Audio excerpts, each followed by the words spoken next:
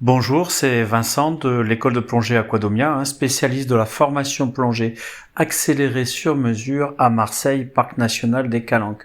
Alors aujourd'hui, j'ai l'immense honneur de vous parler des animaux les plus calomniés de la Terre, des requins. Je remercie au passage René Euzé qui a fait les images que vous voyez actuellement et qui m'a laissé les exploiter.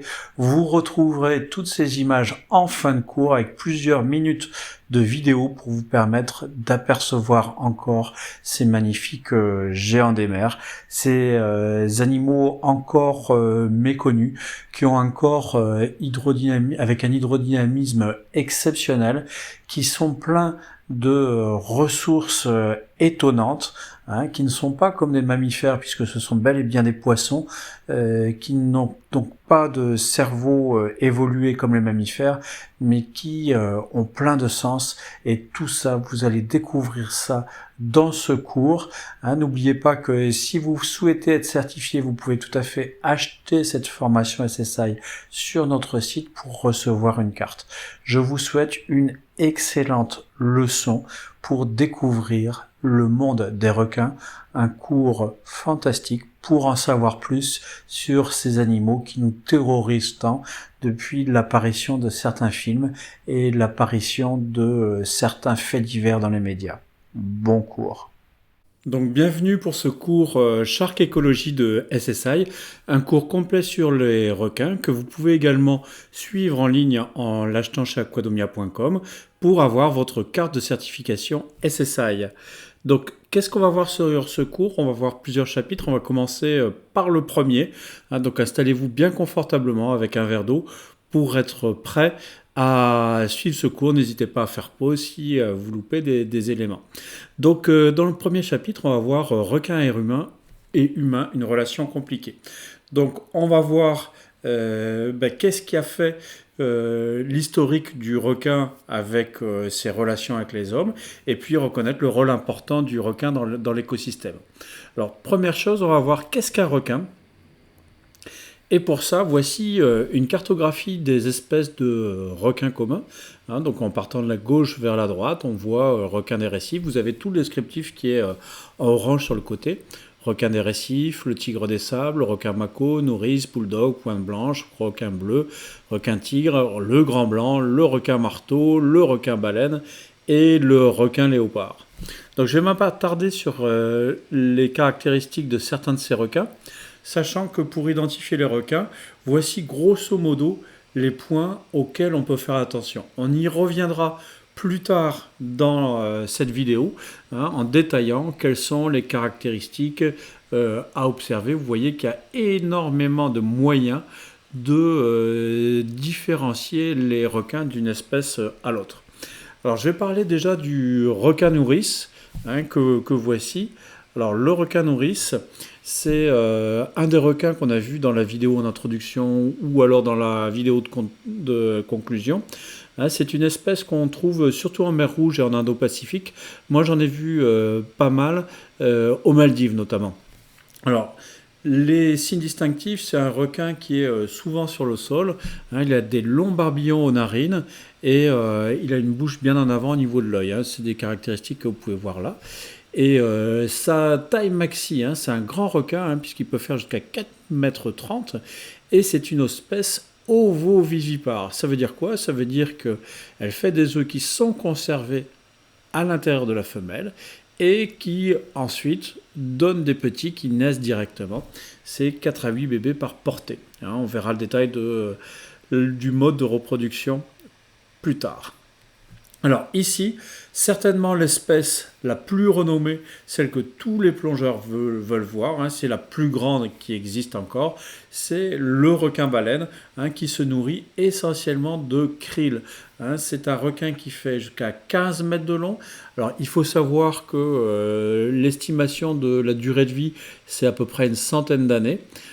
Et pour la reproduction, c'est aussi un requin ovovivipare. Et vous pouvez voir son aire de répartition sur la carte. C'est vraiment une grande aire de répartition au niveau des eaux équatoriales, plutôt des eaux chaudes en fait. Donc c'est toujours impressionnant de rencontrer un requin-baleine. C'est vraiment super beau en fait. Alors ici, un requin aussi qui est extraordinaire à rencontrer. Moi j'en ai vu aux Philippines. Il y a une île qui est dédiée à ce requin. C'est le requin renard qui est vraiment caractéristique avec cette grande queue. Là aussi c'est un requin qui vit assez longtemps, une trentaine d'années à peu près. Il est aussi ovovivipare avec deux jeunes par portée, avec une gestation qui durerait à peu près 1 an. Et vous avez ici, là aussi, sa zone de répartition, sachant que c'est une espèce plutôt côtière et au large. Mais vraiment, ce qui est impressionnant, c'est cette longue nageoire caudale qui est vraiment fantastique. Et la taille maximum, ça va jusqu'à 6 mètres. Ensuite, on a le requin taupe bleu, qui lui aussi, comme beaucoup de requins, c'est une trentaine d'années, qui fait jusqu'à 4 mètres maximum. Lui qui est vivipare, ça veut dire qu'on ne passe pas par le stade œuf, mais il accouche des petits directement. Avec une reproduction qui a lieu à peu près tous les 3 ans, une gestation de 1 an, sachant que c'est des données qui sont encore mal connues.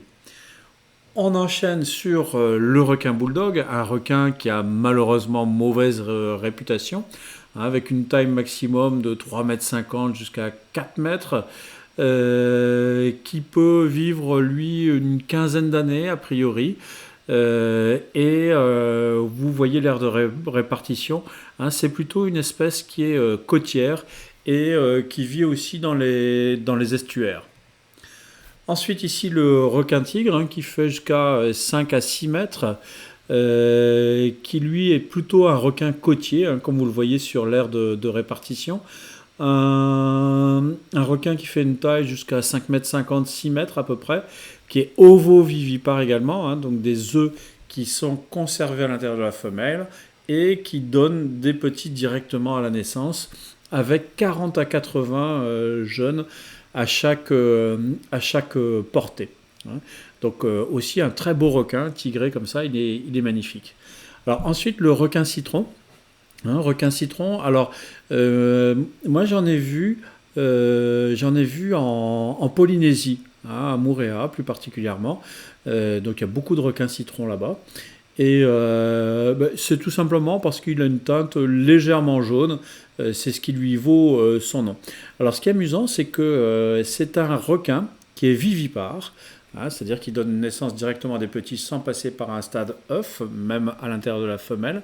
Et la femelle accouche, elle met au monde sur son lieu de naissance, après une période de gestation qui est là aussi d'une année à peu près. Et elle fait 3 à 20 petits à chaque fois.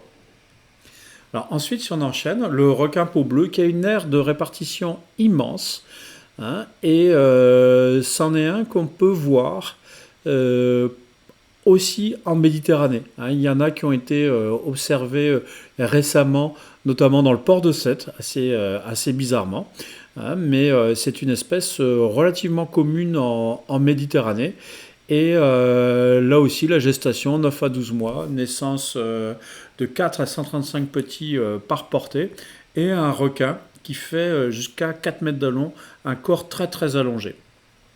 Alors ici, un requin que vous connaissez certainement, le requin marteau, impressionnant, avec ses yeux déportés. Il a vraiment l'air d'un marteau. C'est un requin qui habite sur le plateau continental et côtier. Vous voyez son aire de répartition en bas à gauche. Un requin, comme je le disais, qui fait 4 mètres, un peu plus de 4 mètres de long au maximum, qui vit une 35 ans. Et là aussi, un cycle de reproduction qui est tous les 2 ans, avec une gestation qui dure 1 an, et un mode vivipare avec de 15 à 30 petits.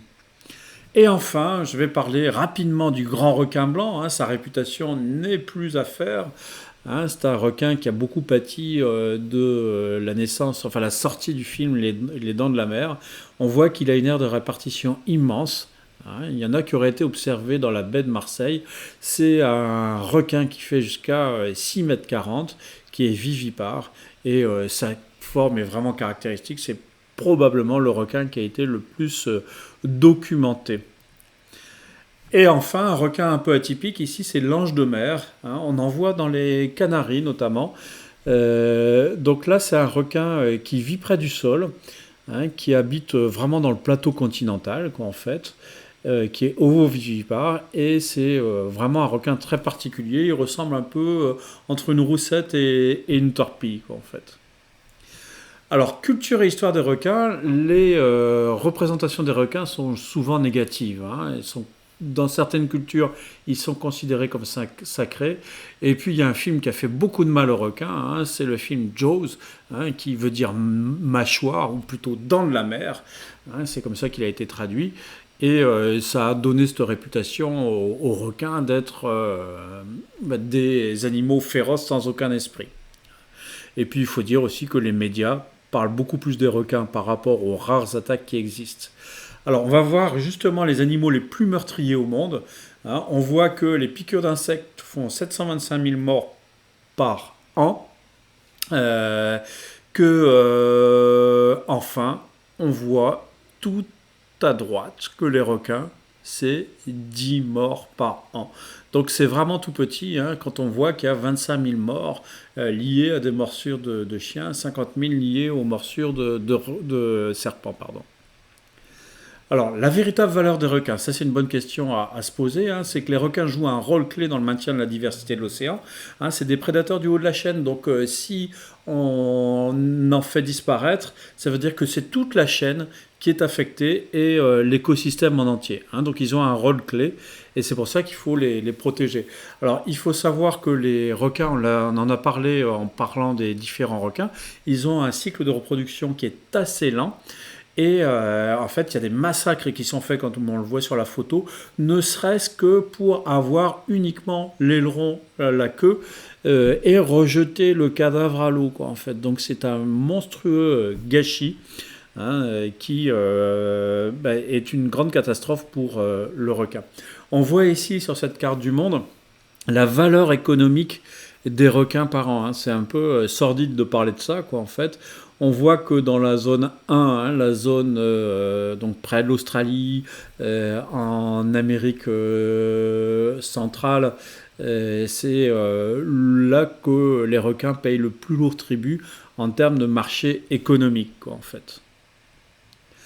Alors, il s'agit effectivement de protéger les requins et les humains, hein. Les attaques de requins, elles sont très rares mais très médiatisées. Il n'y a que quelques espèces qui sont responsables de la majorité des attaques enregistrées. Et la plupart des attaques, elles sont souvent involontaires. Elles surviennent lorsque les humains entrent sur le territoire d'un requin, ni plus ni moins. Les trois principales espèces dangereuses, on les voit ici, hein, c'est le requin bulldog, le requin tigre, le requin blanc. Sachant qu'encore une fois, c'est dangereuse entre guillemets, puisqu'on a de plus en plus d'apnéistes, notamment, qui les étudient, qui les approchent sans se mettre en danger. Il a même été raconté l'anecdote d'un Égyptien qui s'amusait à se couper pour saigner au milieu des requins, et on voyait qu'il n'y avait aucune action. Bon, et on ne vous demande pas d'aller jusque-là. Hein, c'est Alain Surina, hein, qui citait ça.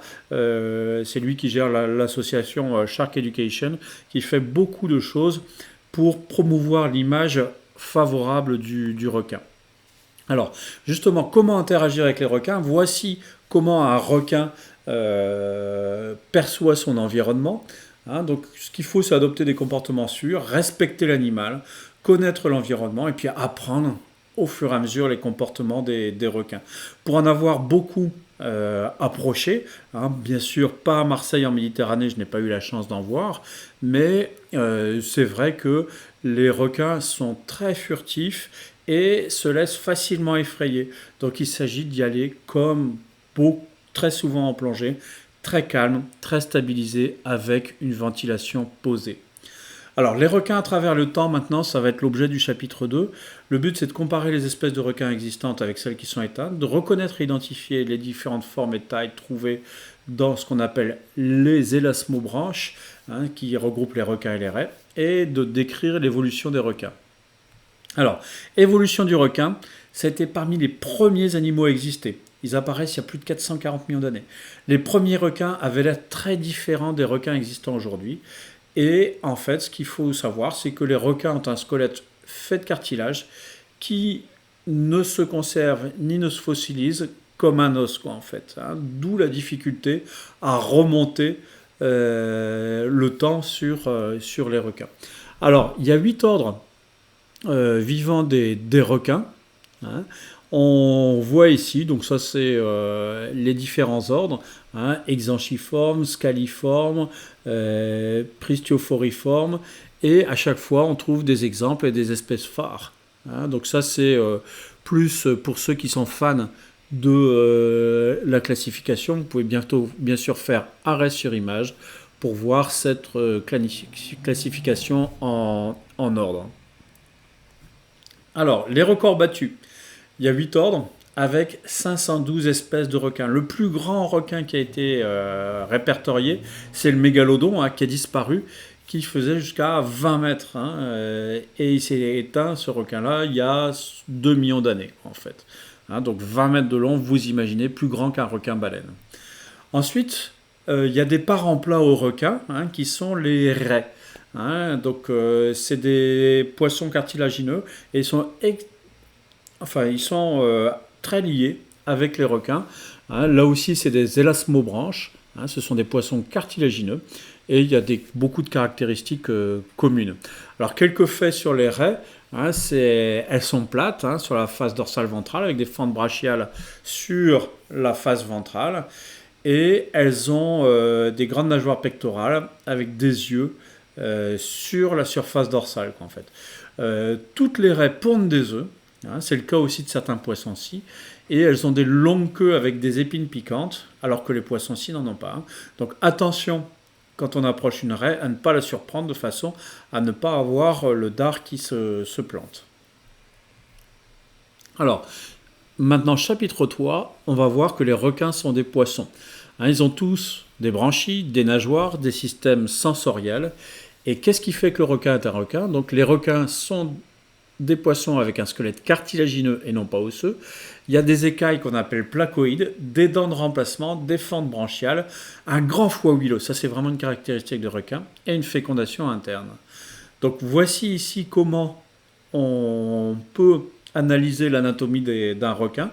Hein, là aussi, vous pouvez faire pause sur image pour voir les différents points qui sont regardés, notamment la disposition des branchies, la disposition des différentes nageoires et aussi la gueule du requin. C'est ce qui permet de les différencier, de les identifier, de les reconnaître. Alors le squelette, on a une colonne vertébrale, un crâne, des mâchoires et des liaisons avec les nageoires rigides. Le squelette est lié aux muscles de tout le corps. Hein. La peau, alors c'est comme la photo qui le montre là, c'est plein d'écailles, hein, c'est des denticules dermiques qui font que quand on caresse le requin dans un sens, il est tout lisse, dans l'autre sens, il est tout rugueux. Et c'est ça qui permet au requin de se protéger et d'être hydrodynamique. Alors les dents et l'alimentation, il faut savoir que les requins ont des super mâchoires, hein, c'est ce qui a fait leur réputation. Et en fait, ces mâchoires, ces dents, c'est des écailles modifiées et qui se fossilisent mieux que la partie, que le reste du requin, quoi, en fait. Ce qu'il faut savoir, c'est que les dents se perdent et se remplacent. Et ils ont donc, les requins, des milliers de dents tout au long de leur vie. Et certains requins, bien sûr, mangent de grosses proies. D'autres, comme les requins baleines et les requins pèlerins, c'est des filtreurs passifs. Alors, branchies et homéostasie, hein, il faut savoir que la plupart des requins ont 5 à 7 fentes branchiales externes qui extraient l'oxygène de l'eau. Donc, les requins doivent se déplacer continuellement pour pousser l'eau sur les branchies, qui sont appelés des ventilateurs forcés. Les requins qui peuvent rester immobiles et pomper l'eau de mer vers leurs branchies sont appelés des pompes bucopharyngiens, hein, c'est le cas notamment du requin nourrice qu'on voit en haut. Alors le foie, comme je vous le disais tout à l'heure, c'est le plus grand organe dans le corps du requin. Hein, c'est ce qui lui permet de créer sa flottabilité en sécrétant une huile qu'on appelle l'huile squalène. Hein, l'huile de squale flotte et compense les effets de la gravité et fonctionne plus efficacement que la vessie emplie d'air que l'on trouve chez les poissons osseux. Hein, donc lui, il a vraiment ce système-là, ce foie qui lui permet d'assurer sa flottabilité. Pour les déplacements, les requins, ils nagent en ondulant le corps d'un côté à l'autre, hein, et les nageoires dorsales et pectorales stabilisent le corps. La forme des nageoires caudales varie et permettent aux requins d'évoluer dans l'eau. Alors, où est-ce qu'on trouve les requins? On les trouve dans tous les océans, sauf l'Antarctique. On peut en trouver jusqu'à 3000 mètres de profondeur. Et la répartition la plus élevée, c'est plutôt dans les eaux chaudes, près de l'équateur. Alors, pour avoir plus de requins, chapitre 4, c'est différencier le cycle de vie des requins des élasmobranches de celui des poissons osseux, reconnaître les requins mâles et femelles, comparer les différents modes de développement embryonnaire des élasmobranches. Donc déjà, pour voir si un requin est mâle ou femelle, on le voit au niveau des nageoires pelviennes, qu'on appelle aussi les ptérygopodes. Donc c'est vraiment ce qui différencie le mâle de la femelle. On voit un mâle en haut, une femelle en bas. Et les femelles n'ont que des nageoires pelviennes classiques, en fait. Pour la reproduction, les mâles ont tendance à être très agressifs avec les femelles. Et la fécondation chez les requins est interne. Pour s'accoupler, un requin mâle, il insère son ptérygopode, je vais essayer de ne pas me tromper en le disant, dans le cloaque de la femelle, tout simplement. Alors pour les stratégies de développement, on a les ovipares. C'est des requins qui pondent des œufs. C'est le cas des sirènes par exemple. Les poches des œufs de requin sont également connues sous le nom de sac à main de sirène. Et la forme, la couleur varie en fonction des espèces. Donc ça pourrait être par exemple un œuf de roussette. Ensuite, on peut avoir la viviparité à placentaire. C'est une naissance vivante. Donc c'est le jeune, l'embryon, après avoir consommé son sac vitellin, consomme les autres sacs vitellins de ceux qui n'ont pas été fécondés. C'est ce qui s'appelle l'embryophagie. Ensuite, on a la viviparité placentaire. C'est la partie fœtale du sac vitellin se fixe à la paroi utérine et forme un lien direct. C'est le sac vitellin placentaire qui forme une sorte de cordon ombilical. Et puis ce cordon, il facilite le transport du sang, l'oxygène, des nutriments et des hormones vitales au développement. Ensuite, on a le développement embryonnaire. Le développement de l'embryon peut prendre de 3 mois après, avec jusqu'à 2 ans, selon l'espèce de requin. Il faut savoir c'est qu'il n'y a pas d'instinct maternel chez les requins. Et il y a même un mécanisme qui vient bloquer l'appétit de la femelle quand elle s'approche de la naissance, quand les petits s'approchent de la naissance, pour lui empêcher de manger ses propres petits. Alors maintenant on va voir le sens des requins, c'est le chapitre 5, c'est identifier les 6 sens d'un requin et comment il les utilise pour se développer. Donc pour la détection des proies, on voit il y a l'odorat, l'ouïe, la vue et l'électroréception. C'est ce qui permet à un requin de percevoir des choses jusqu'à 1 km de distance, vous vous rendez compte Alors l'olfaction, pour ça, le système olfactif, il détecte les produits chimiques dans l'eau. Donc les narines des requins détectent les odeurs.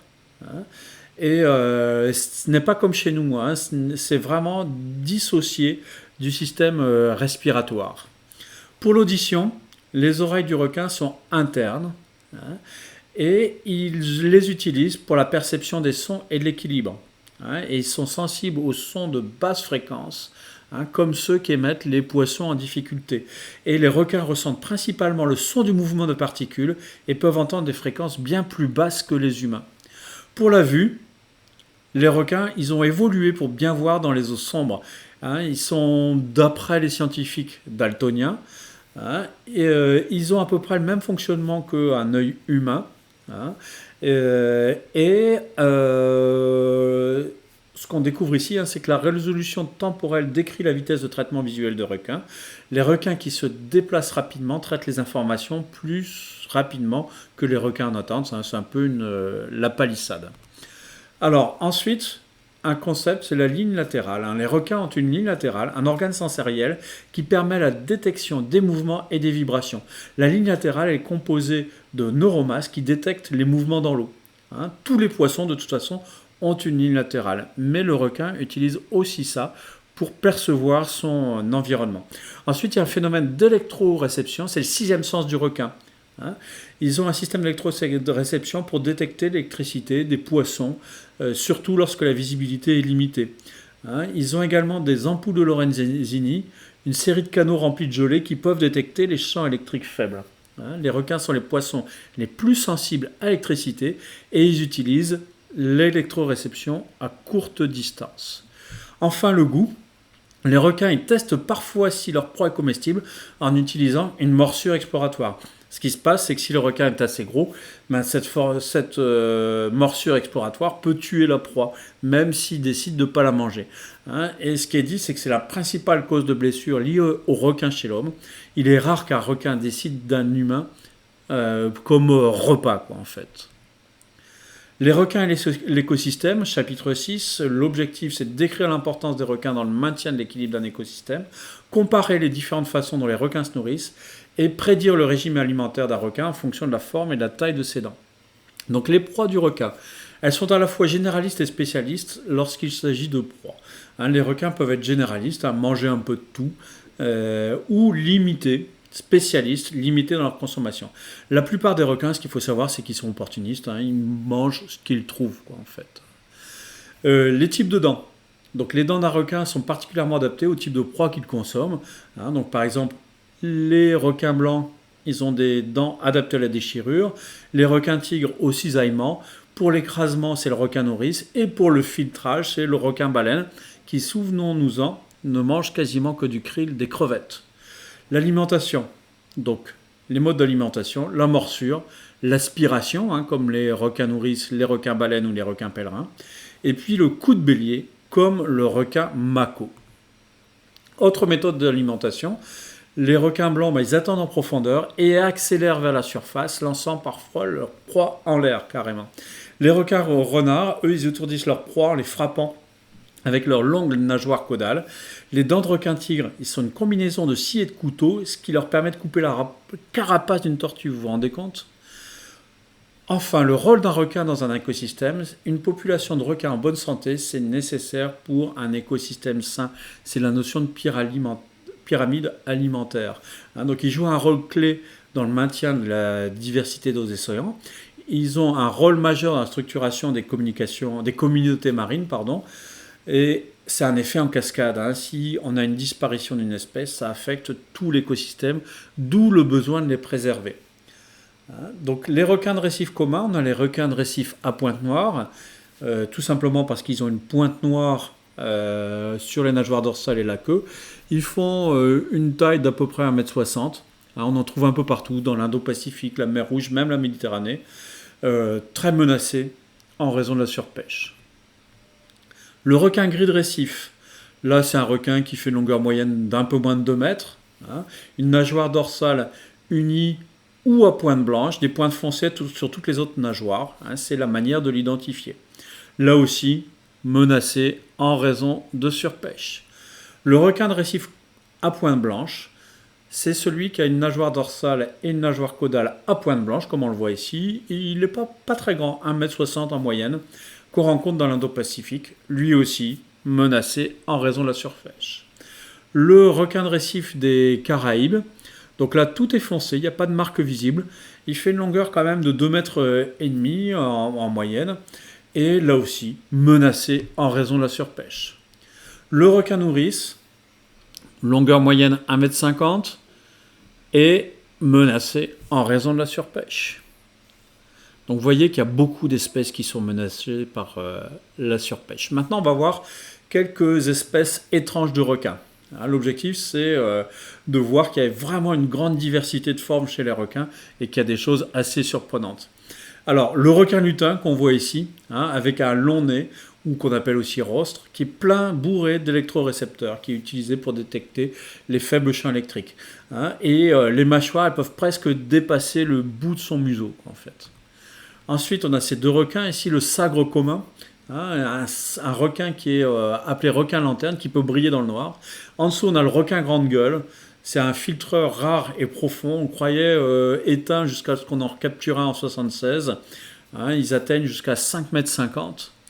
Le squalelet féroce, il utilise ses mâchoires et ses dents uniques pour retirer des morceaux de ses proies de la taille d'une bouchée, en fait.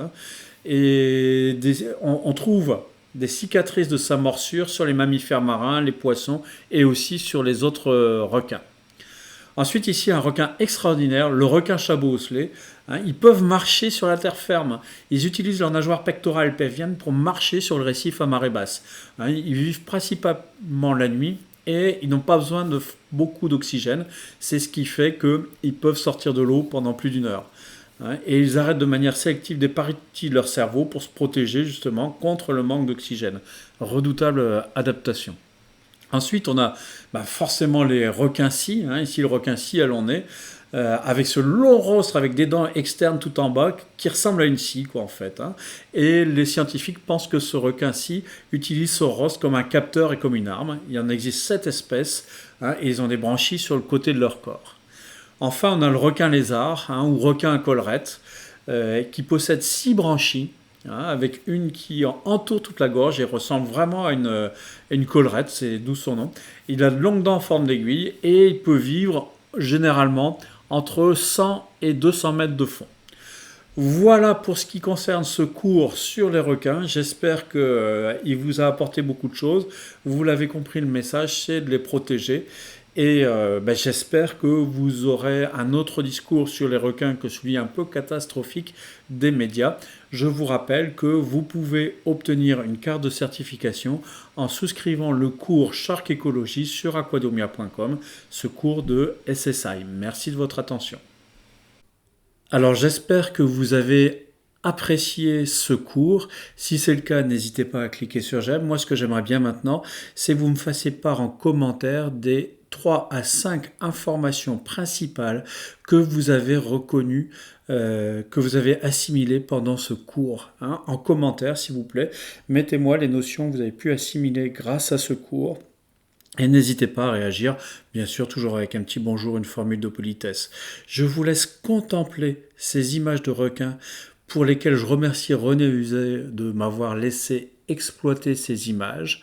Et puis n'oubliez pas que pour avoir une carte de certification par rapport à cette formation, il vous suffit d'acheter l'e-learning sur le site Aquadomia pour parfaire vos connaissances et recevoir une carte de certification qui valorise votre expérience. Je vous souhaite un très bon visionnage de ces images de requins et je vous dis à bientôt.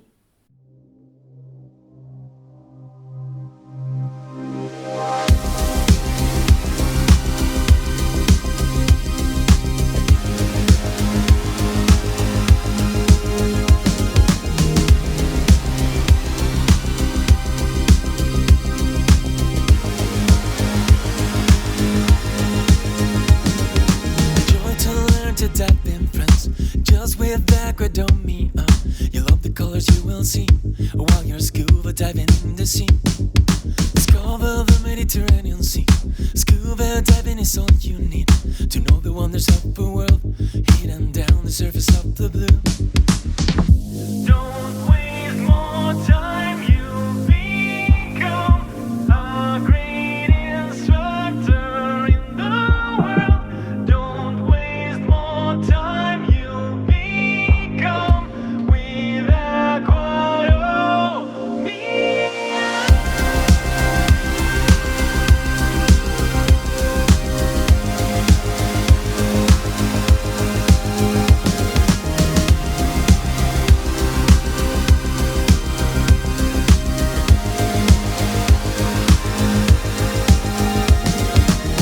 If you want to learn to scuba dive in the sea, just with Aquadomia. With Aquadomia. Scuba diving in Galapagos National Park. Just with Aquadomia. With Aquadomia. Don't waste more time, you become a great instructor in the world. Don't waste more time, you become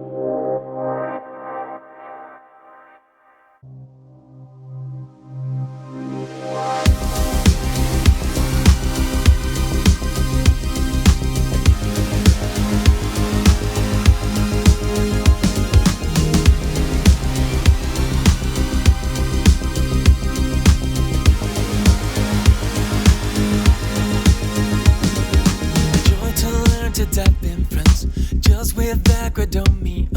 You love the colors you will see while you're scuba diving in the sea. Discover the Mediterranean Sea.